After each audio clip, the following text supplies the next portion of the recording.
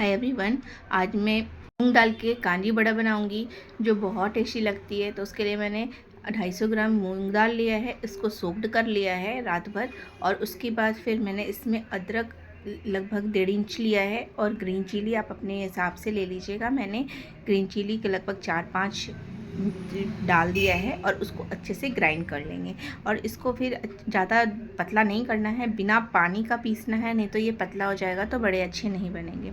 अब मैंने इसको अलग बर्तन में निकाल लिया है। 1 स्पून धनिया, 1 स्पून सौंफ और 1 स्पून जीरा और स्वाद अनुसार नमक डाला है। आप चाहो तो इसको आप ग्राइंड करते समय भी डाल सकते हैं। मैंने ऐसे खड़े मसाले ऐड किए हैं। अब इसको इतने अच्छे से फेंटना है और पानी में डालकर देखना है। अगर ये पानी में तैरने लगेगा इसका मतलब ये अच्छे से फ्लफी हो गया। अब कढ़ाई में तेल गरम करेंगे और बहुत ज़्यादा गरम करेंगे, मतलब इतना तेल गरम होना चाहिए कि उसे धुआं आना चाहिए।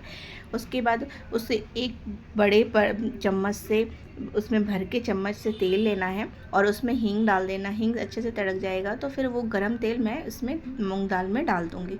उससे क्या होगा ना, इसका हींग से इसका टेस्ट बढ़ जाएगा और है ना, जब हम तलेंगे तो इसमें ज़्यादा तेल अब्जॉर्ब नहीं करेगा। फिर मैंने कटे हुए धनिया पत्ता ऐड किया है, धो करके वॉश करके अच्छे से ऐड कर दिया है और इसको अच्छे से फेंट लेंगे।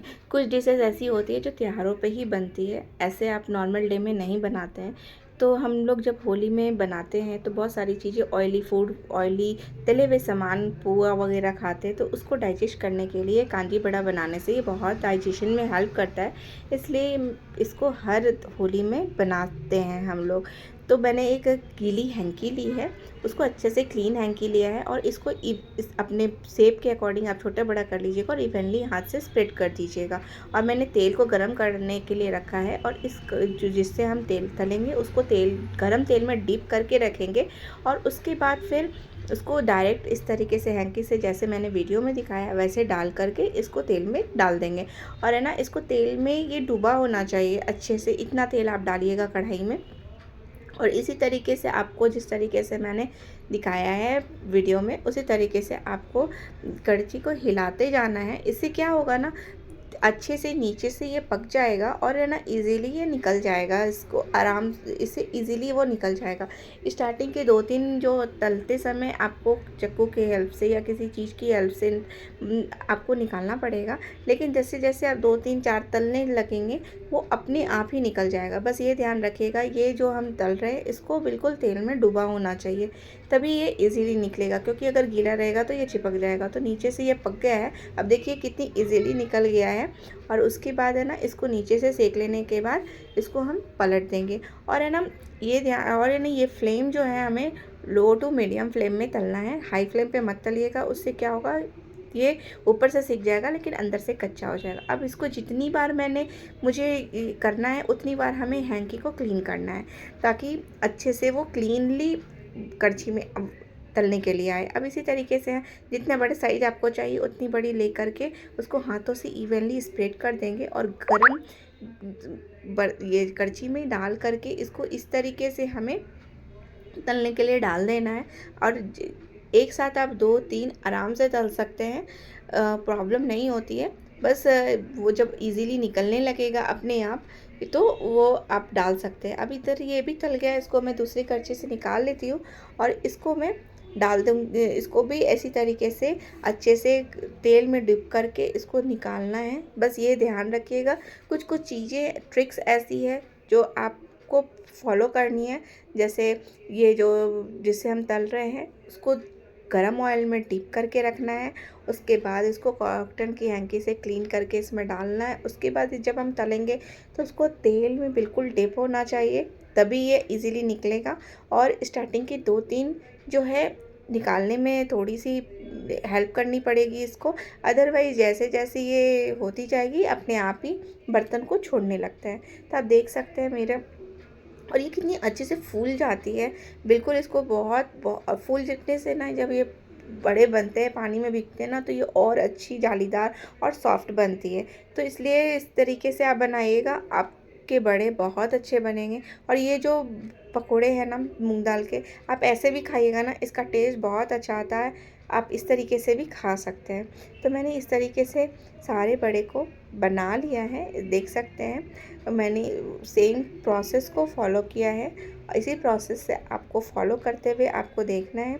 और आप देख सकते हैं, ये देखिए इजीली ये निकल गया बर्तन से। इसमें मैंने नाइफ़ की हेल्प से नहीं किया है, इसको निकाला है, ये ऑटोमेटिक निकल गया। अब मैंने इस सारे बड़ों को एक क्लीन पानी में पीने के पानी में इसको 2 मिनट तक डिप कर दिया है, ताकि इसमें जो भी एक्स्ट्रा ऑयल है इसको ये इस पानी में आ जाए। और इस तरीके से अगर आपके बड़े में ज़्यादा ऑयल है तो आप इसको 2-3 बार वॉश कर सकते हैं।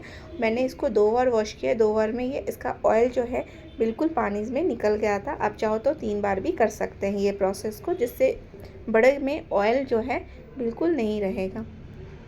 और इतनी टेस्टी लगती है ये। होली में तो मैं बराबर बनाती हूँ और ये बिल्कुल ऑयली नहीं होती है। आप देख सकते हैं पानी में ऑयल सारा आ गया है। मैंने 2 बार पानी में वॉश करके इसको रख दिया था।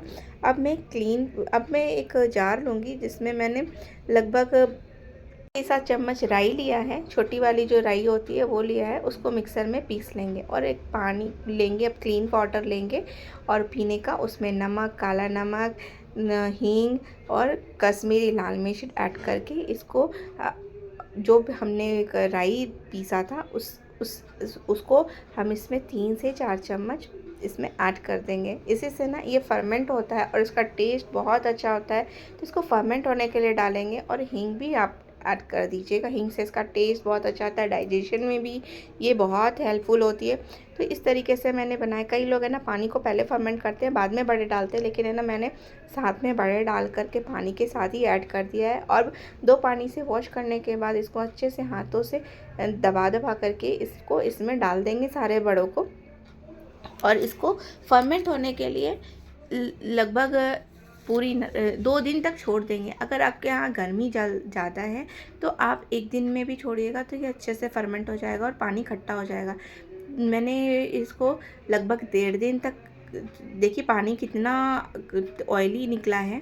और अब मैंने इसको पूरा छोड़ दिया था 1.5 दिन तक। अब आप देख सकते हैं ये बड़े मेरे अच्छे से फूल गए हैं, पानी में इतने सॉफ्ट हो गए हैं और इसका पानी इतना टेस्टी है ना। आप एक बार खा के देखिएगा ना, बना कर देखिएगा, खा कर देखिएगा तो आपको पता लगेगा कि ये कितनी टेस्टी और कितने अच्छे बनते हैं। तो मेरे बड़े बहुत अच्छे बने हैं, फूले फूले बने हैं और इसका पानी में भी खट्टापन आ गया है। अब मैंने इसमें 1 चम्मच जीरा पाउडर, काला नमक और थोड़ी सी ये लाल मिर्च पाउडर ऐड किया है।